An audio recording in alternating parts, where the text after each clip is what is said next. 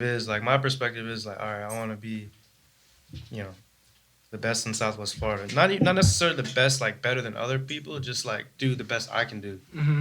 Mm-hmm. Yo, you know what I fuck with around the area too is like the camaraderie. It's like we're not trying to, yeah, we're competing in a way, but it's like a friendly competition where I'm not trying to come for your throat at all. You know, like we could balance ideas off each other like indirectly. You know what I mean? And I feel like every creator entrepreneur here like has that mindset, and that's what I fuck with. You know, with the bigger cities where it's already developed, motherfuckers are out there trying to get you type shit. You know? Yeah, like they're jealous. Crabs in a barrel. I mean, Exactly. the bigger the pile, you know how that go. Like, I think, to piggyback on your point, I mean, there's a lot of people. The camaraderie is great, but I mean that comes with every area. You're gonna have people that always gonna adapt to that crabs in the barrel mindset. It's just what I like about all the people I've come in contact with here. It's just like everybody's been able to push past that barrier. You know what I'm saying? Meeting that like, oh, I rap, or this person rap, or you trying to get on a song, yeah, they'll bullshit you in a sense, but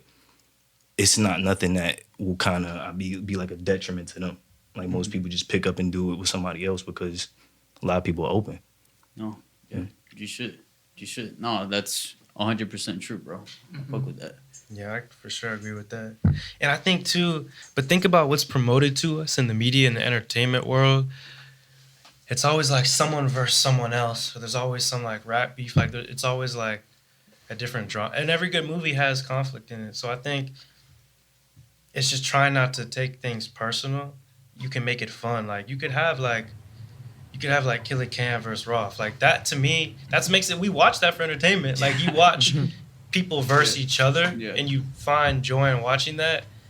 So when we can't get mad when like someone else who's real good at whatever at drumming in Clearwater, another person that's good at drumming in Clearwater, maybe they do a competition, but maybe they make a few videos drumming together. Like people, the audience wants to see that. Yeah.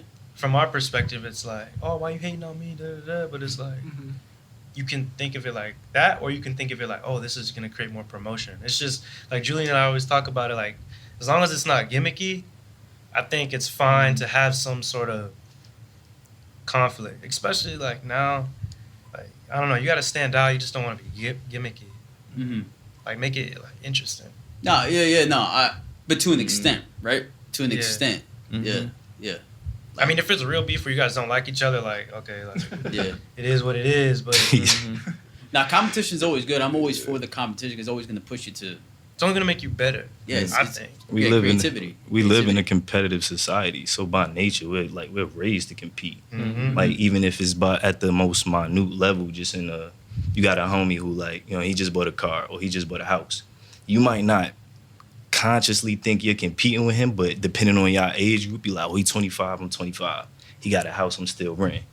You're not trying to compete with your man, but you are competing with your man. You know what I'm saying? Because that's the society we raised in. The society makes you feel like you need to compete. You envy somebody. You envy somebody. Yeah. I definitely feel like you'd be lying to say if you've never envied somebody like that before. For sure. Because I've definitely like, of course, you've hit people up, and it's like I don't. Like, dang, you didn't hit me back, but it's like you can look how you react to it is, that's on you. It can motivate you and be like, all right, I'm gonna work hard. Then you'll notice me or whatever. But I don't know. That's just one example. Like if you ever get crossed up playing basketball and you wasn't mad after and you would have spent some extra time in the gym, like you don't really like basketball. Yo, low key, Julian crossed me up when we hooped one time, bro. Man, this guy, bro, it caught me up by surprise, bro. Yeah. Like this shit, hella fast, bro. Like man, I can't keep up with him anymore, bro. I'm washed. I know me and Rolf used to hoop all the time, bro. Up. But Julian, bro. I mean, Julian, you're from New York, so I'm washed up, man. if that's washed up, bro, then I don't know how you were back then, bro. Y'all want to be washed up? That's washed up. That's funny. So I want to kind of get your perspective on how you tackle like a project like individually, because I know you guys are a collective, but you also mentioned that you all have like a different flavor. So I guess we'll go through each one of you in terms of like what are some of the first things that you do when you have like a specific project that you're working on. Like how do you outline it? You want to go first? You want me?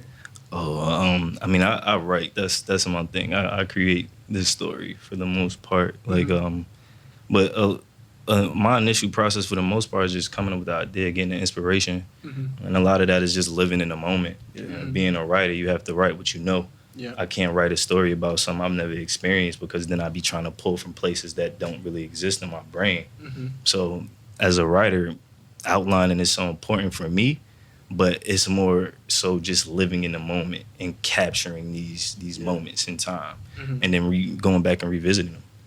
I think that's what creates the most authentic story. That creates the best storyline, and that's the best way to get an emotional response out your audience.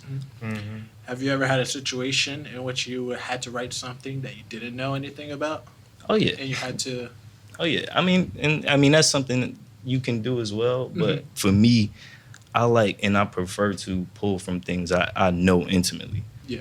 Because I could write that better than I could write anything else. Because I know what it feels like in every moment, every detail, every fabric of that moment. I understand that. Mm-hmm. So, I mean, I can pull and create some stuff just having the imagination that I have, but I'd much rather write the story. Didn't you say you had know what I mean? wrote something for a submission? It had to be like in your backyard. Oh yeah, I wrote like a little animated story. Yeah, something like that. Yeah, it was kind of cool. But I mean, those are examples where you could just pull shit out your brain and have fun with it. Mm-hmm. But You'd be surprised. Like in my opinion, I think like kids, like younger people, they're like so gifted in terms of being able to still tap into their imagination. And for like sure. as you get older, you kind of you lose touch on like that creativity in terms of like coming up with something on the spot. Now you kind of have to take a little bit more of a research approach versus just winging it. Yeah. And I think like having like exercises in place for yourself to be able to still test out I can't even fucking talk today.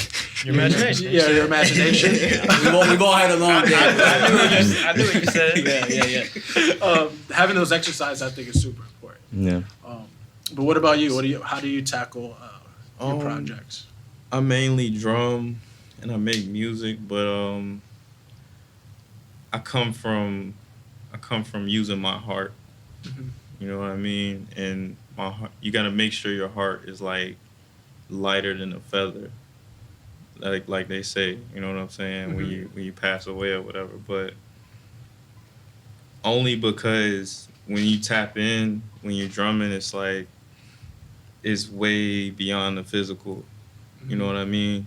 And you can pull through different sources of energy without actually being physically strong. You know what I'm saying? Yeah. So it's real deep, but like I've been doing it for like 15 years or something. So I know how to do it a lot. You know what I'm saying? Yeah. Have you ever watched Tiny Desk concerts? Yeah. So Of like, course. well, that's some of my favorite things to watch because I really Right. love music. Yeah. And one of the things I always pay attention to is the drummer because Yeah. if you just look at the drummer, you could tell like everybody just rides off the drummer's energy. Exactly. And the drummer's usually the one that is making different faces. He's just Yeah. caught up in the energy. Yeah. And I always when I'm watching Tiny Desk concerts, that's one of the first things I look at because you could just tell whether or not they're like they practice a What are lot Tiny Desk together. concerts? Like, what Yeah. is that? Tiny Desk? So I think it's from a YouTube. company. You're on it? It's a YouTube Yeah. program through NPR where they like have different like artists come in and they do like live acoustic music.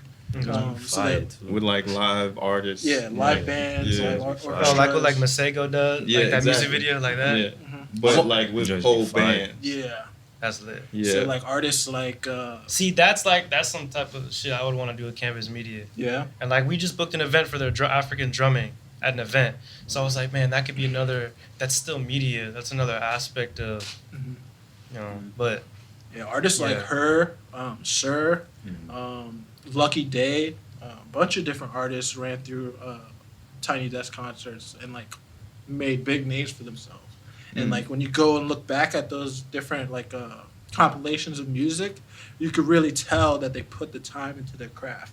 And like I know for me personally, when I'm listening to music, like having different sounds and effects onto your music is great, but can you still have that? Can you make that empathy still stick outside of having like an effect on your sound?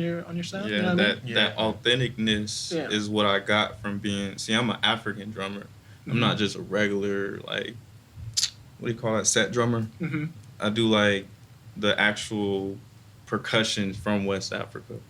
You know what I'm saying? But like I can do different percussions, but that's mainly what I've been doing because I was raised in a group called Dunum Dole, and it's an urban African ballet, but like it's more so something that brought a great alternative information to me, so I can be able to like understand what type of drumming this is, you know what I mean, and where it actually comes from.